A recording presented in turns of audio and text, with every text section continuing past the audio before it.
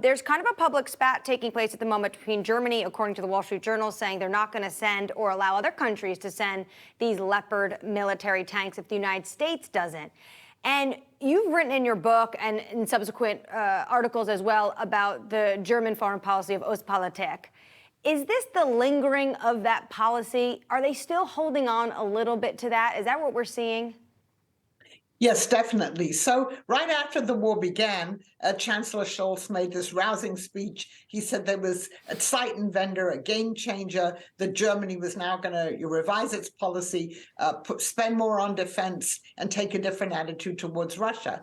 And Germany has been supplying Ukraine with some weapons. It's been training Ukrainians. And yet there's a great ambivalence, particularly among the Social Democratic Party, not so much the Green Party, which of course holds the foreign ministry, about how deeply Germany should get involved militarily in supporting Ukraine and then possibly provoking Russia. And you see this being played out publicly now, where essentially Scholz has said no country that has German Leopard tanks can supply them to Ukraine unless we say they can. And we're not going to say they can until the United States agrees to supply these Abrams tanks, which are larger and more complicated. They're not the same as the Leopards. So that puts pressure on the Biden administration, but it's also enormously frustrating for President Zelensky because Ukraine really needs these tanks to fight the Russians. And as we heard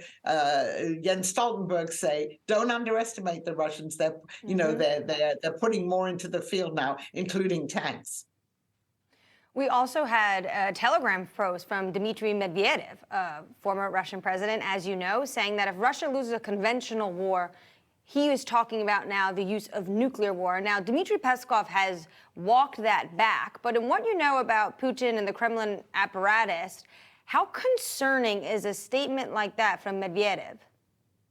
I think it is concerning. I mean, they've been threatening the use of nuclear weapons for some time. And, there are a larger number of countries in the world that take this very seriously. What Putin's trying to do, and the people around him, Medvedev, is to intimidate the Ukrainians. It's to intimidate the West and to get us to stop supplying Ukraine with these weapons. But you cannot dismiss the threat of the use possibly of a tactical nuclear weapon because the Russians do have 6,000 nuclear warheads, and Putin doesn't want to lose this war. Now, on the other hand, I don't think the West should be too intimidated by this, and its policy shouldn't just be based on concern about the use of a nuclear weapon, but the Russians will always hold that card to try and get us to change our policy.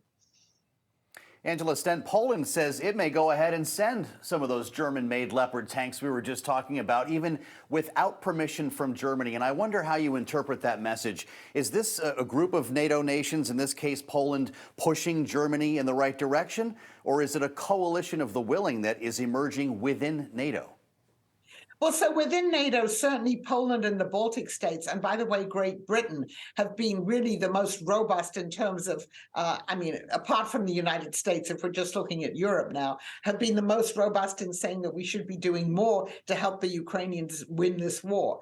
And I think Poland and Germany have a lot of problems between them. Anyway, their relationship is problematic. And the Poles have been complaining about German restraint. So I think they would see themselves maybe as the leader of this group of countries that says we should be doing more to supply Ukraine. And if Germany doesn't like it, we're going to go ahead anyway. So much of the conversation has been focused lately on hardware, and for good reason. There's a major ask here, a series of asks from Ukraine, tanks and beyond. But I'd like to ask you about strategy. Ukraine believes that Russia is planning a major offensive for spring. How does Ukraine need to position that hardware to be best prepared for it? Well, they need to get as much as they can.